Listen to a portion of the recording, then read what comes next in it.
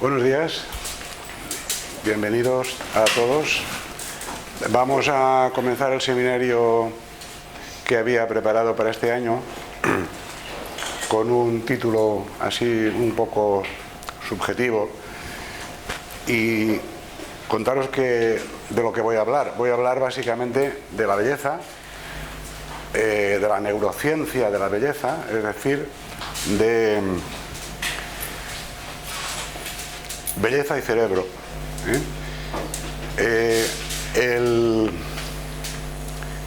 La alusión a Stendhal es, luego veréis por qué es, porque voy a referirme sobre todo a un curioso síndrome que se llama síndrome de Stendhal, y la referencia a Lacan está relacionada con las patologías de la identificación, y como es un tema que sale muchas veces en las sesiones clínicas y de alguna manera yo veo que no queda claro, yo he montado este seminario un poco para explicaros cosas que son muy complicadas si las queréis ver en sus autores originales, pero que son muy fáciles de entender si nos las explican bien y con palabras comprensibles, ¿no? Yo voy a intentar que comprendáis el esquema en L de Lacan para que veáis, y lo voy a utilizar precisamente para explicar el síndrome de Stendhal. Bueno, con respecto al tema que nos ocupa, es decir, el tema de la belleza,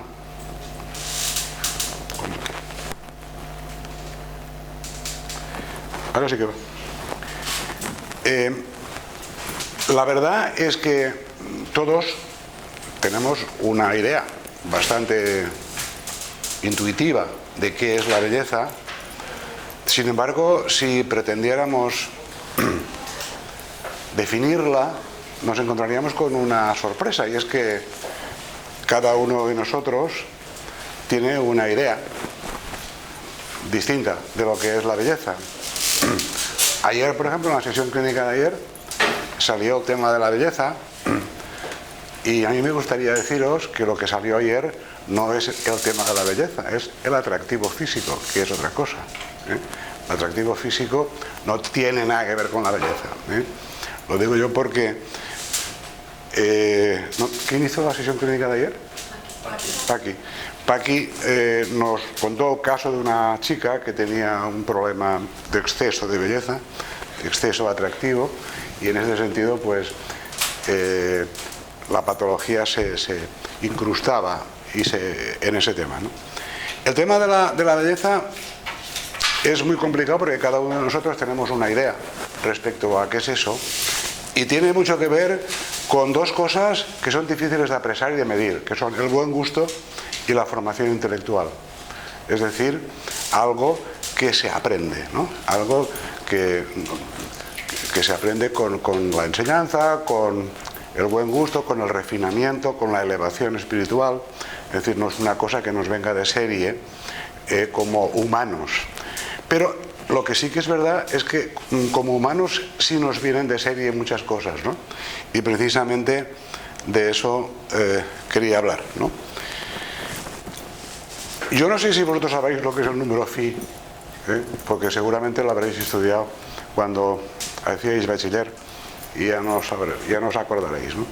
El número phi es un número irracional, y un número irracional es eso que veis ahí, ¿no? Un número que tiene infinitos decimales y que no se puede representar en una gráfica de puntos, ¿no? Es lo que se llama un número inconmensurable, como los granos de la arena de la playa. Esos son inconmensurables, es decir, no se pueden medir. Sin embargo, existen y están ahí, ¿no? El número phi es ahí tenéis qué es el número phi, pues es 1 más la raíz cuadrada de 5 partido por 2. Lo curioso del número phi es que no hay ningún número fraccionario que dé el número phi. Es decir, no existe Por eso se llama irracional, precisamente, porque no existe ningún número entero que lo represente, ningún número racional que lo represente. A este número, que se conoce sobre todo desde Leonardo da Vinci para acá, se le ha llamado de muchas maneras. Se le ha llamado número áureo, se le ha llamado proporción sagrada, se le ha llamado proporción áurea. Es decir, es un número que tiene algo que ver con la belleza, ¿no? Por ejemplo, nuestro brazo, si dividimos la longitud de nuestro brazo por la longitud de nuestro antebrazo, pues nos dará algo muy parecido a eso. Es decir, nosotros tenemos una proporción, y esa proporción, el logos, es lo que se entiende como belleza, ¿no? Esa proporción.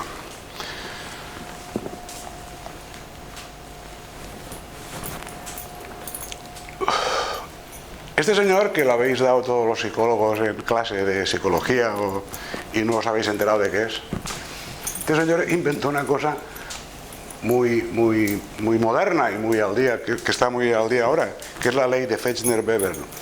La ley de Fechner-Weber es lo que relaciona un estímulo cuantitativo con un estímulo cualitativo. Y eso también tiene mucho que ver con la belleza, ¿no? Y tiene que ver con lo que llamamos los qualia, ¿no? Los qualia es la forma en que los neurocientíficos llaman a la experiencia subjetiva de tipo cualitativo, ¿no? Por ejemplo, un qualia es la dulzor del azúcar. Un qualia es la rojez del rojo. Es decir, nosotros percibimos qualias, no percibimos solamente colores, sino que le damos como una forma subjetiva a lo que vemos.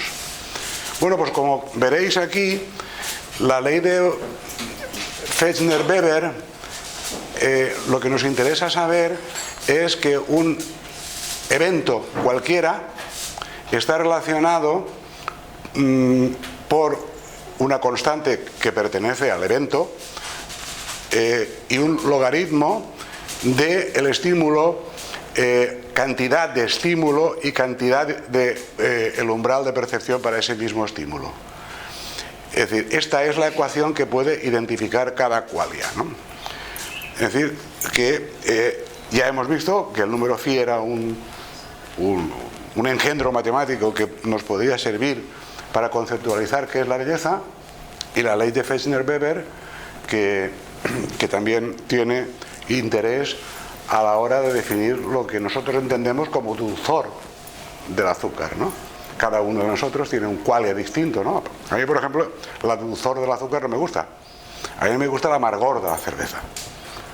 Pero seguramente que haya gente que le guste el dulzor del azúcar, ¿no? Eso es un qualia. Y eso es algo subjetivo. Eso es una cosa de cada cual, por así decir, ¿no?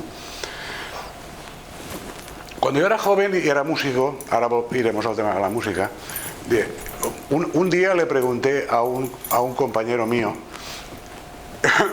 ¿tú, esta música que estamos oyendo, te gusta lo mismo que a mí? Y dice: claro, es que esto es King Crimson y me gusta. Y digo: ¿hay alguna manera de que yo pueda saber por qué a ti, si tú oyes lo mismo que yo? No hay manera de saberlo. El qualia de la música de King Crimson es diferente para él y para mí. Pero ahora sí que volvemos al tema de la formación y del buen gusto y de la instrucción, ¿no? La gente que comparte una misma instrucción suelen tener los mismos gustos, al menos si tienen formación musical. Los que no tienen ni idea de música, pues les gusta Julio Iglesias, ¿no? Pero eso ya demuestra el mal gusto musical que uno tiene, ¿no? En fin, no tiene formación, en fin, no ha oído nada bueno, ¿no? No ha evolucionado espiritualmente, por así decir, ¿no? En cada qualia.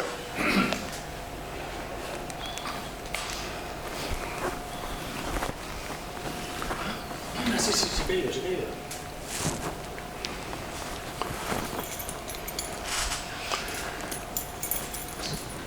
Vosotros, yo estoy seguro que si lo preguntara no lo sabría nadie, que es un logaritmo, ¿verdad? ¿Verdad que no tenéis ni idea? Eso es de ciencias, ¿no? No sé si ahora los psicólogos ¿Sois de ciencias o de letras o qué sois? No. ¿Ciencias? ¿Sois?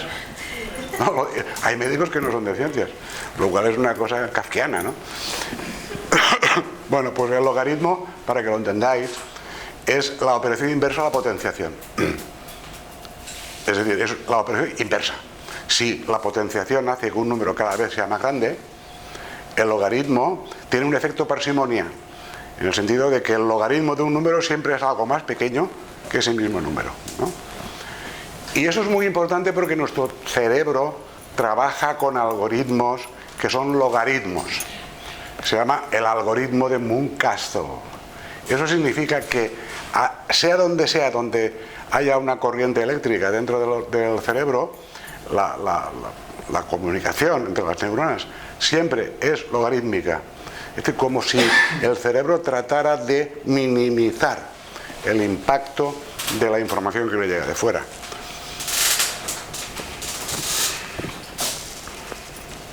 Ahora voy a contaros una historia de Fibonacci que es muy bonita, muy interesante. Fibonacci era un matemático italiano que inventó cero, entre otras cosas, lo copió de los árabes. Hizo algunas cosas más curiosas, como inventó lo que se conoce como la serie de Fibonacci. La serie de Fibonacci es esta, y como veis está formada de sumando los dos últimos. 8 es igual a 5 más 3, 13 es igual a 8 más 5, 21 es igual a 13 más 8, 34 y así sucesivamente. La serie de Fibonacci tiene es muy mágica, tiene muchos misterios, ¿no? Porque nos permite saber, por ejemplo, cuántos conejos hay en una granja partiendo de una pareja. ¿Cuántos conejos habrán dentro de un año si partimos de una pareja de conejos y sabiendo que tardan 2 meses en madurar sexualmente y que cada uno de ellos tiene 2 hijos, ¿no? Pues, esto es un problema de bachiller. A mí me lo preguntaban mucho. Y entonces tú tomas a la serie de Fibonacci para saber cuántos conejos habrán después de tantos meses de contagio.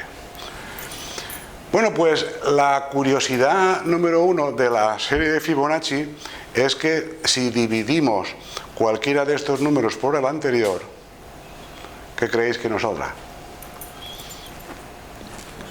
Muy bien, el número phi. Lo que sale es 1,6. ¿Vale? Cuanto más grande es el número, más se aproxima al número phi. Cuanto más bajo es el número, más se aleja del número phi, como en estadística, ¿no? Pero es que la serie de Fibonacci sirve para muchas cosas. Por ejemplo, para ver cómo crecen algunas plantas en la naturaleza, ¿no? Aquí tenéis una flor de girasol. Si contáis las espirales que hay aquí, pues os daréis cuenta de que son los números de Fibonacci. Es decir, que la naturaleza parece que ha tomado como modelo esta serie de Fibonacci para crecer, ¿eh?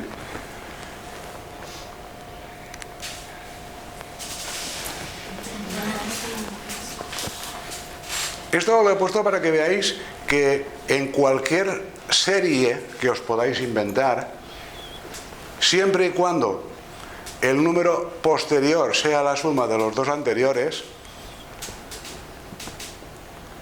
vais a tener el mismo resultado. Es decir, que la iteración, volver sobre lo anterior, da siempre un resultado parecido. Y si dividimos 72 por 45, nos encontraremos con la sorpresa de que también estamos con el número phi, ¿no? Es decir, que el número phi es una constante de la naturaleza y del arte para la proporción, ¿no? Para la proporción. Por ejemplo, aquí tenéis el cuadro de Leonardo, que los que saben de matemáticas y de pintura y de cosas de estas, pues han encontrado mucha relación entre el óvalo de la cara y y la proporción del cuadro a través de este engendro que es el número phi, ¿no? Pero yo si os pongo también este cuadro, que es uno de los cuadros más bellos de la historia de la pintura, es para que veáis una cuestión, y es que quién mira a quién, ¿no? Es decir, nosotros estamos mirando un cuadro, pero parece como que el cuadro nos está mirando a nosotros. Parece que la Gioconda nos quiere llevar al interior del cuadro, ¿no? Que es una cuestión sobre la que luego volveré cuando hable del síndrome de Stendhal, ¿no? A ver, los músicos. ¿A dónde están los músicos? Ahí hay uno. ¿Y el otro dónde está? Ahí. No sé si vosotros sabéis que en música cada tono tiene una frecuencia en hercios, ¿no? Esto es la cuarta octava del piano. El do pues es esto, el re. Fijaros que el crecimiento es logarítmico, como una espiral, un crecimiento en parsimonia, es decir, no hay demasiados saltos, ¿eh? Pero lo interesante de la música es que el número phi, es decir, el 1,6 bla bla bla bla, solamente se puede dar entre los intervalos de sexta. Do, la. Esto es un intervalo de sexta y es el más aproximado al número phi. Pero esto significa que solo los intervalos de sexta son bellos. Do, mi. No. Esto es un intervalo de tercera mayor. Do, mi, sol, fa, mi, re, do. ¿Vale? Es decir, en música no hay ese patrón de belleza que atribuimos a el número phi, sino que cualquier intervalo es igualmente bello según donde se meta, ¿no? De hecho, los intervalos de segunda mayor, do, re, do, re, do, re, segunda mayor, son igual de bellos y son 1,1. Y los intervalos de séptima mayor, do, si, esos intervalos de séptima mayor son igualmente bellos y se llaman, por eso se llaman disonantes, ¿no? Se llaman disonantes porque están más cerca del 1 y más cerca del 2. Es decir, están fuera del rango de lo que entendemos como belleza, que es el número phi, ¿eh? Esto es una cosa muy curiosa porque la música, la ruptura en la tradición musical se dio con Stravinsky, ¿no? En los primeros años del siglo XX, que fue el que empezó a trabajar con acordes disonantes, ¿no? y con cambios de ritmo y con cambios continuos de tonalidad, y la gente pues no estaba acostumbrada a esos patrones, y cuando se estrenó La consagración de la primavera pues le echaron tomates, ¿no? en París, ¿no? Ahora oímos a Stravinsky y ya no nos parece, digamos, nada del otro mundo, porque la belleza tiene que ver con la época, ¿eh?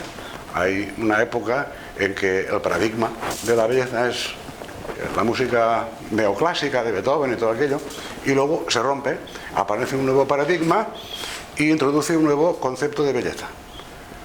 Y esos conceptos de belleza son culturales, es decir, están, digamos, en el entorno de cada época. Pero lo interesante es que la música siempre discurre entre ese rango del 1,1 y 1,9. 1,1, 1,9. Parece que nuestro rango de percepción acústica está alrededor de ese rango. Fijaros que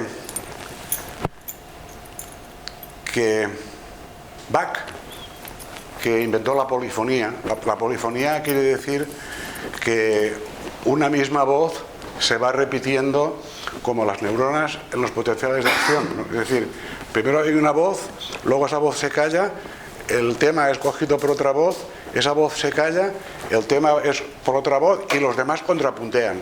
Es decir, Bach lo que inventó con la fuga es precisamente eso, es decir, la polifonía, y la llevó, digamos, a la sublimidad, ¿no? Nadie ha superado a Bach, que incluso compuso fugas para 9 voces, una.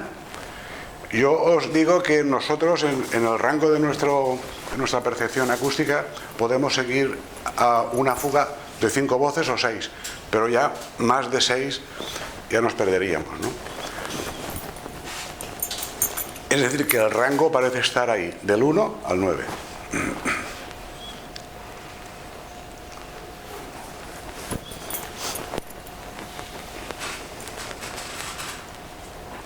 Estas son las maneras en que los griegos conceptualizaban este asunto de la proporción. Es decir, los griegos hablaban de el logos. El logos es la proporción de la palabra justa y precisa para designar algo, y el kairos, que es un momento o espacio oportuno para que algo significativo suceda, ¿no? Nosotros, en nuestro concepto del tiempo, hemos suprimido el kairos, ¿no? Para nosotros el tiempo es el reloj, el cronos, ¿no? La cronología de las cosas. Pero los griegos hablaban precisamente de oportunidad, ¿no? Por eso los griegos tenían estas dos palabrejas para designar el logos y el kairos. Bueno, el número pi, pues eso sí que lo conoceréis todos. El número pi es un engendro matemático que procede de la geometría euclidea y que se halla precisamente dividiendo la longitud de una circunferencia por su diámetro, ¿no? Eso sería el número pi, que siempre es una constante y que da lugar a 3,1416, un número inconmensurable también, ¿no? Es decir, que el número pi no es la única constante canónica de la naturaleza, ¿no? Sino que hay otras. La constante de Planck es otra, ¿no? Hay una serie de constantes matemáticas que parece que se repiten constantemente.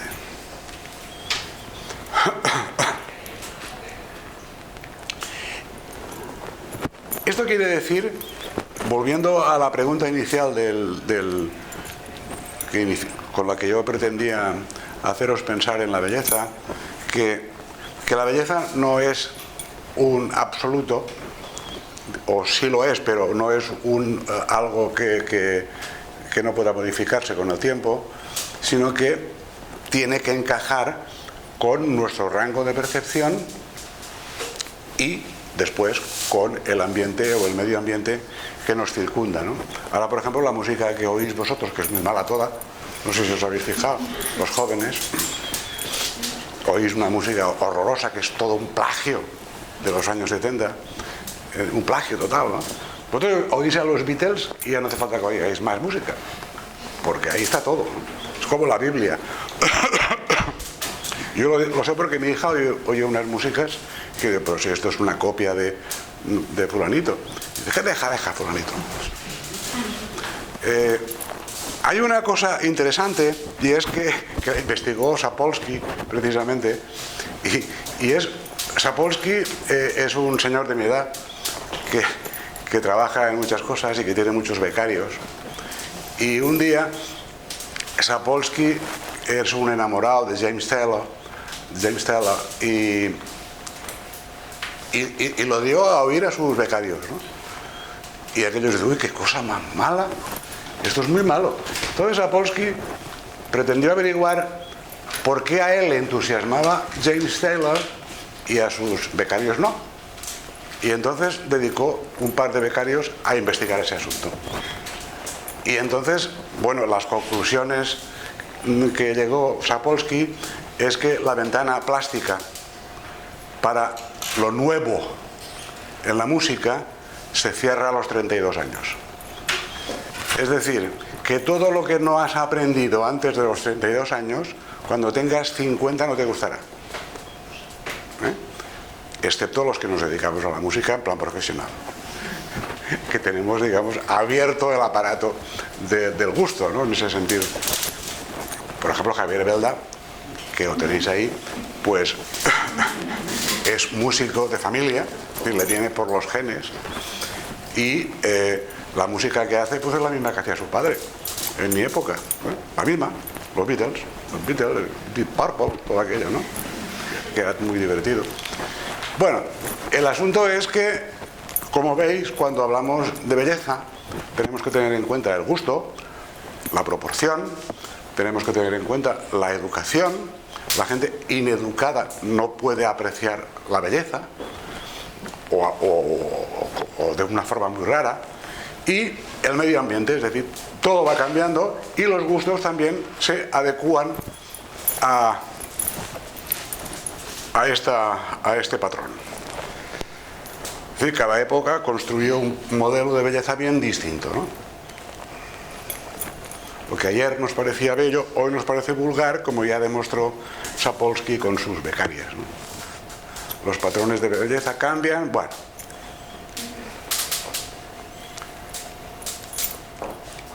Lo cual nos lleva a una reflexión importante, ¿no? Nuestro cerebro sabe matemáticas.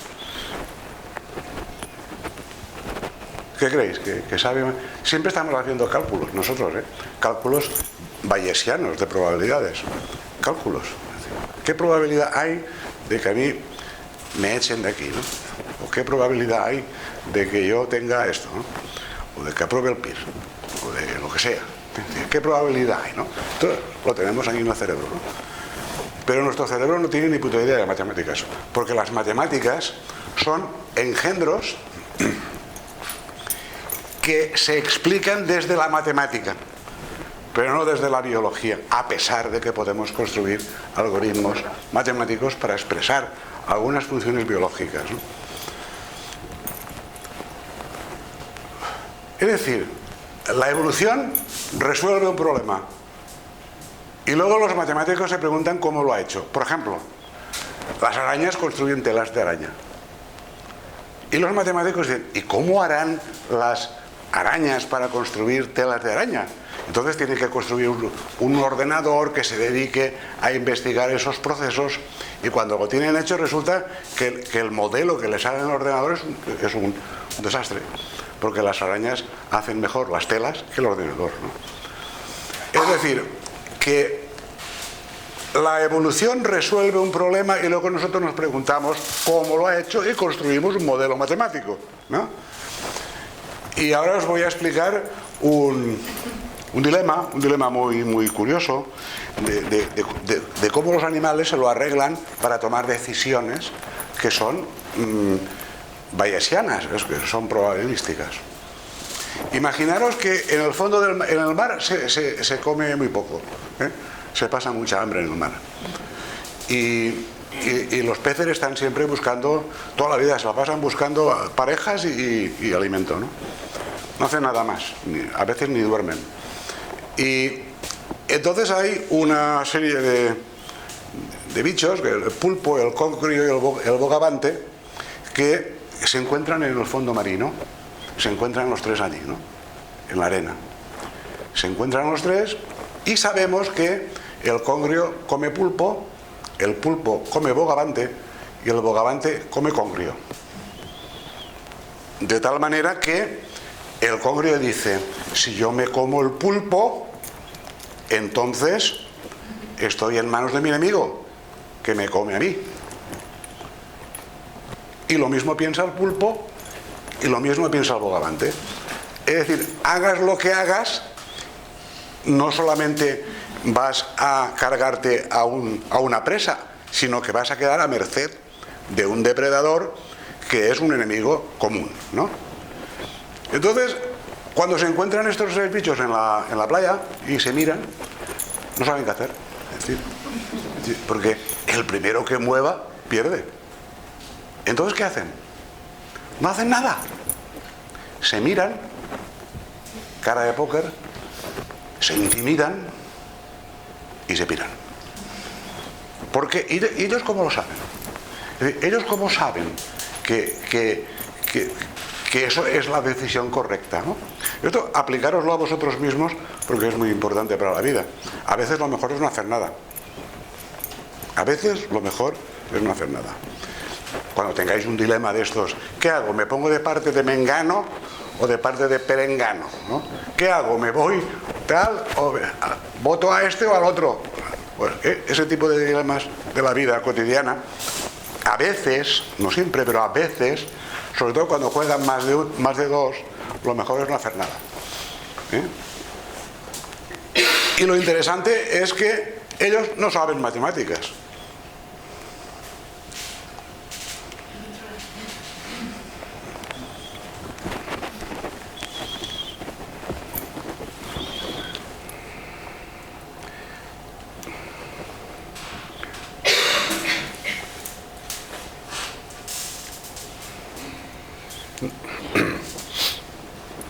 Bueno, la mejor opción es no hacer nada, eso ya lo he dicho.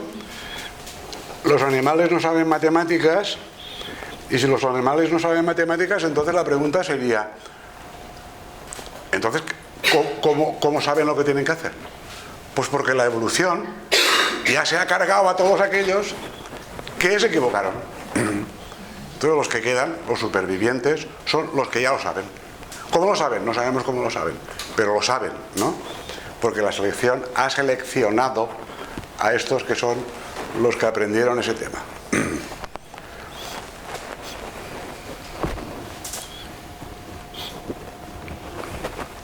El problema de los seres humanos, a diferencia de los pulpos y de los bogavantes, es que nosotros tenemos además un conocimiento que nos viene de la cultura y que no tiene nada que ver con la supervivencia ni con el fitness, sino que tiene que ver con otras cosas, ¿no?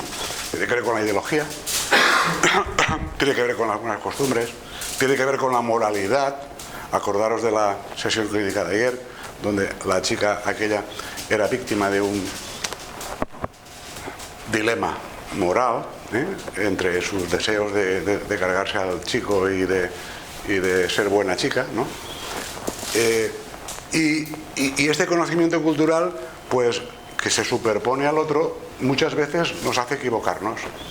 Es decir, no somos como el pulpo y el bogavante, sino que muchas veces cuando estamos enfrentados a un problema de este estilo, tomamos la peor decisión, ¿no?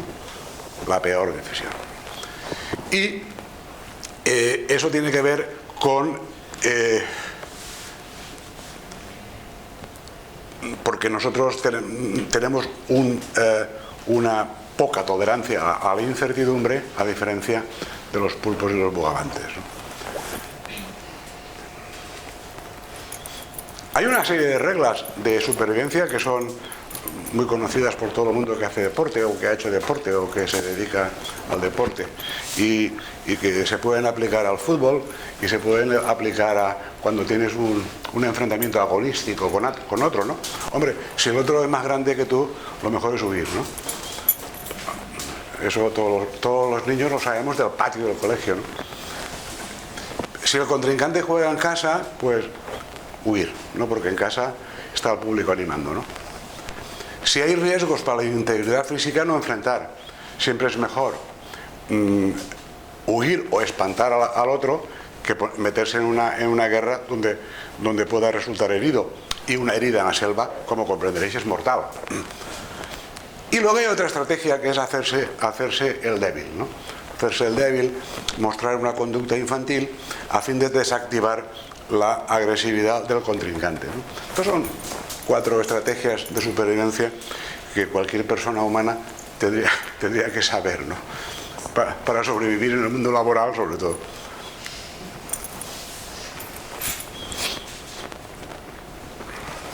Bueno, esto ya lo he dicho, es decir, no hay cálculos probabilísticos, sino el resultado de la evolución natural, ¿no?